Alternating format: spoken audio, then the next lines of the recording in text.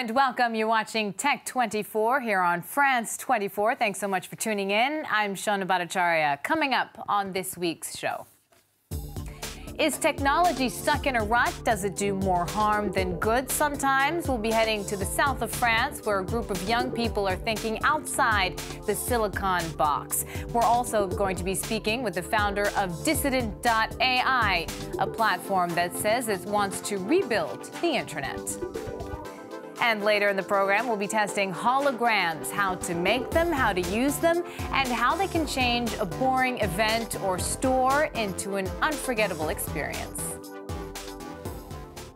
Together, the young men and women in our upcoming report are rethinking the world and our approach to it. In Aix-en-Provence, in the south of France, a campus named The Camp is providing a space for them and encouraging them to think outside the box and hack the future.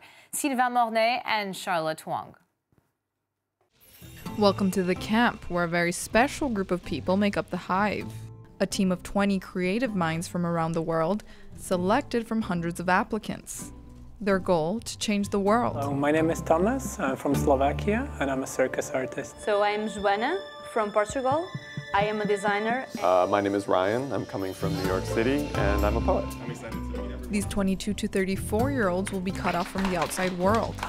For 6 months, they will work on projects aimed at creating a more sustainable future. We just let it spring. We welcome every type of idea that could be as far-fetched as possible. This group's first generation of creatives had its share of crazy ideas coming out of the Fab Lab, like smelling your partner's perfume before even meeting them, or a drone capable of measuring air quality. The camp has everything participants need, but alumni say it's too isolated. A negative point is the idea of being in a bubble here. You feel a bit remote. The idea is to keep the students in the camp. That's it. I think the creative heart of the camp is that they can work non-stop. Everything's open here. They can eat, sleep, work when they want to. A technique inspired by the campus at MIT and major tech firms in Silicon Valley. An unconventional setup where employees are inspired to work longer hours.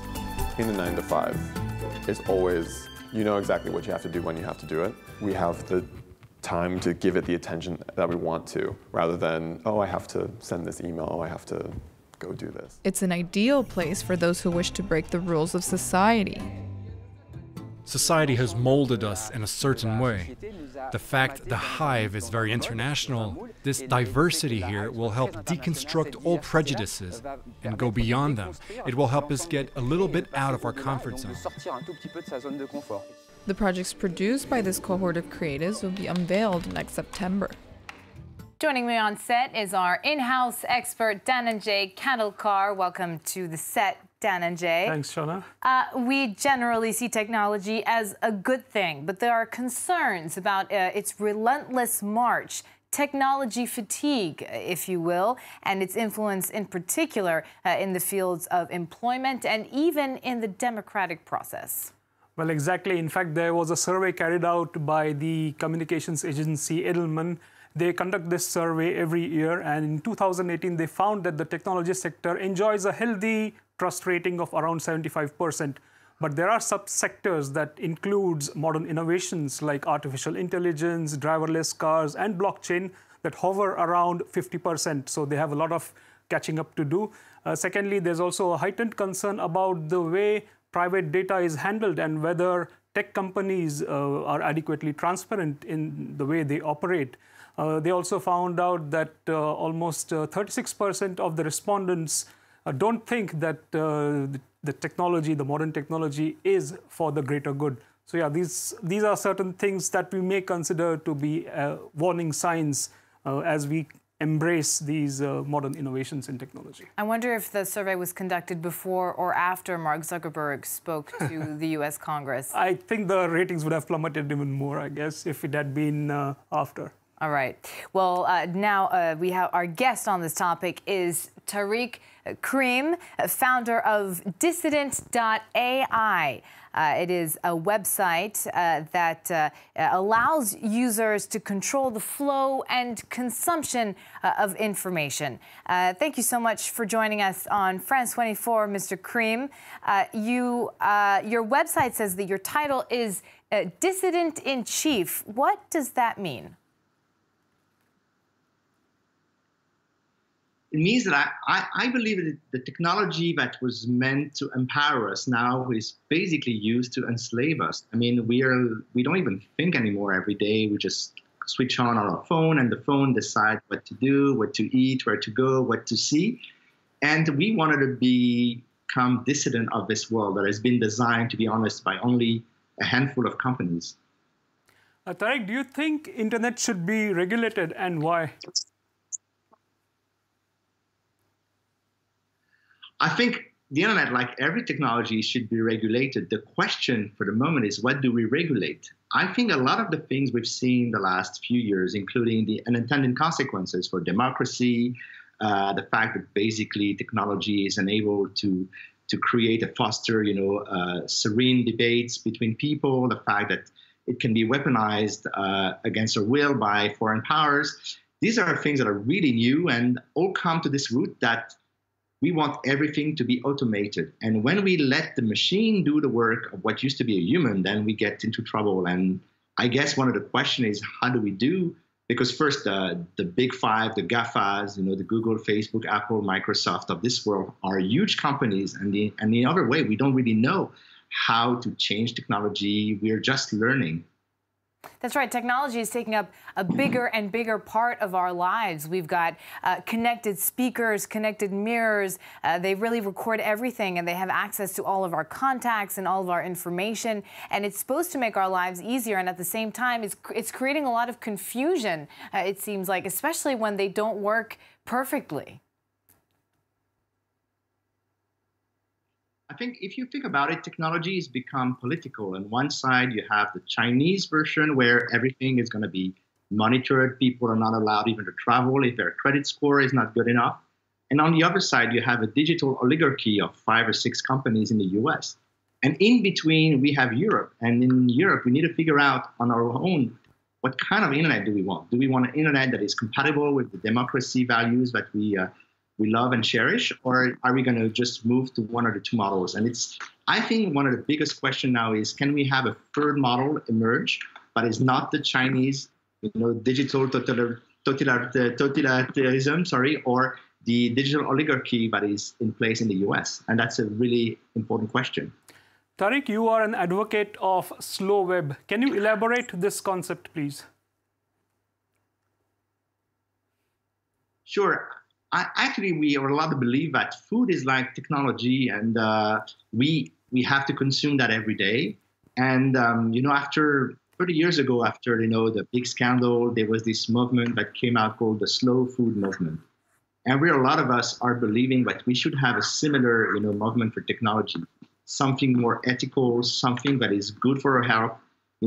Building technology that make us feel good, but surround us, but is not trying to enslave us or take control of our lives. And we believe that the software that we are going to use every day needs to find this balance. And on one side, it's about building better software and more, but is more adapted to our lifestyle. And also being able to regulate and make sure that we don't have the same abuse that we've seen with the Cambridge Analytica or Facebook issues the last couple of months. Tareq Krim, thank you so much for joining us. You are founder and chief dissident at Dissident.ai. Thanks again for joining us. Now it's time for the test part of our show.